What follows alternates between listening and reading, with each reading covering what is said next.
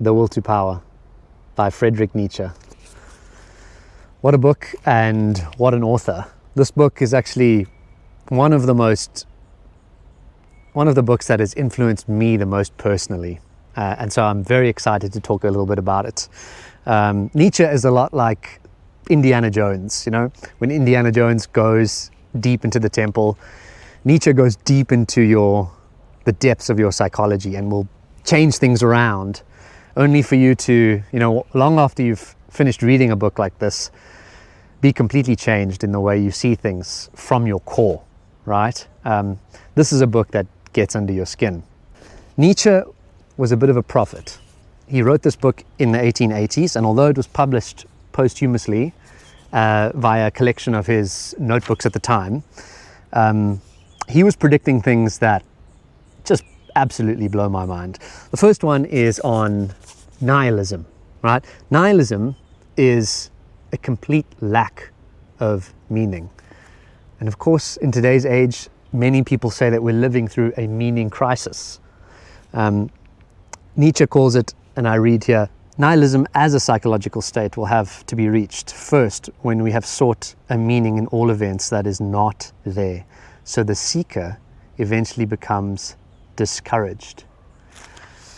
For me personally, when I read that, it felt like a deep resonance. Because in my mid-20s, I became very, very demotivated. I was an incredibly motivated young man, but it just fell off a cliff somewhere, and I couldn't explain why. And I went to see a couple of psychologists about it, and I would speak to friends about it and read about it, but nothing really could help me. But when I read this book, and I read this very strangely mustached man was talking about what he called nihilism in the 1880s and predicting how I was feeling in the 21st century, all the way back then, I was just absolutely floored. I was absolutely floored. I couldn't believe that someone had the foresight to know what was going on inside of me all those years ago. And he writes about that extensively in this book. And so needless to say, it gripped me. If you've ever felt meaninglessness, if you've ever identified with what people are calling the meaning crisis, then I would definitely recommend picking up this book as one way to read about it. It might be relevant for you. Nietzsche goes on to talk about the implications of nihilism in Western culture. And I'll read just one paragraph about that. The predominance of suffering over pleasure, or the opposite, hedonism. These two doctrines are already signposts to nihilism, for in both of these cases, no ultimate meaning is posited except the appearance of pleasure or displeasure. Now that again rung true for me. We are pleasure maximizers, especially today. We're very materialistic. We love buying things. We love consumerism, right? I think it's amazing. It's an amazing time we live in that we have all this information about how to eat healthy, how to exercise perfectly, what to do to take care of ourselves, and yet we're so unhealthy. We're in an obesity epidemic in many Western countries. I mean, what the hell is that about? Why does the information not result in action? Why does information alone not motivate us, right? I'm not one who always eats healthy, and I don't really know why. And well, reading about how hedonism and pleasure maximizing as an overarching philosophy as part of this great meaninglessness, as part of this great nihilism, helps one to understand what is going on within them, philosophically speaking. And that very much resonated with me. I'll read one more extract on hedonism. Man does not seek pleasure and does not avoid displeasure. One will realize which famous prejudice I am contradicting. Pleasure and displeasure are merely consequences, mere epiphenomena. What man wants, what every smallest part of a living organism wants, is an increase in power. Paragraph 702. An increase in power. That is the line where Nietzsche starts to hint at his grand philosophy, the will to power, as an antidote to this hedonistic or ascetic way of living that results from the nihilism that we feel.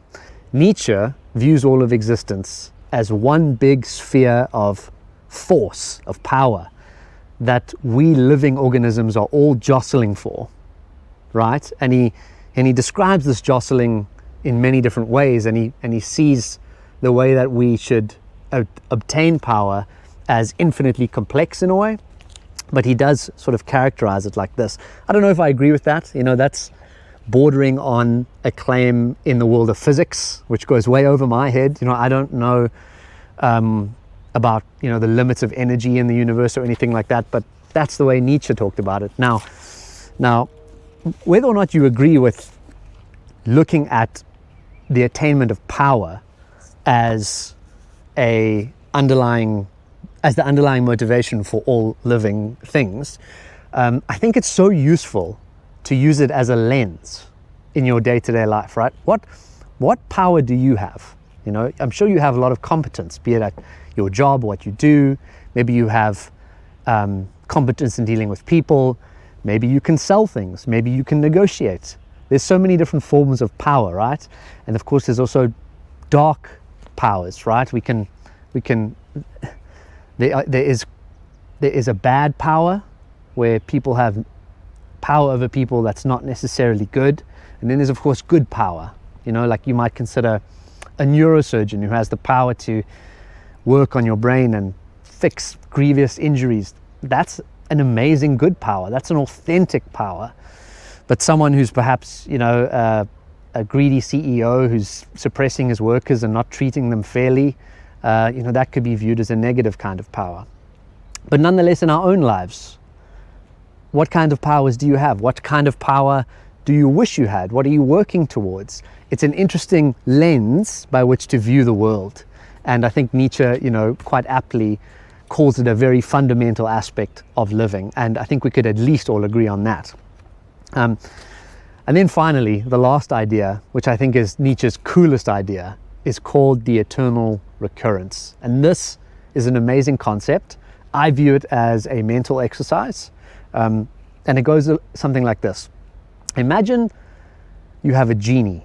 The genie comes to you and says, you now have a chance to push a reset button on your life, and you'll go back to being a baby, and you'll get to live your entire life out exactly as it was over again. You get to experience everything over again. Would you be excited to push that button? Or would you be a little bit trepidatious? An interesting thought experiment, right? I don't know what my answer would be. I think some people might think, wow, I couldn't wait to live this life again. I couldn't wait to see it all happen again and experience it all again. And I think some people might think, damn, my childhood wasn't good, or I had some bad experiences. I don't know if I'd push that button and relive everything. Well, Nietzsche says this concept, the eternal recurrence, that we might keep recurring our lives over and over again, is a great way to conceptualize our decisions, right? If you're making a decision about life now, ask yourself, if I had to relive my life again from start to finish, would I be excited to choose path A, or would I be more excited to relive path B, right? It's a useful tool in helping us to maximize the adventure of life, so that if we were to go back to square one and live it again, that would be a really exciting prospect. But anyway, that's enough of that. The Will to Power. Check it out if you haven't already.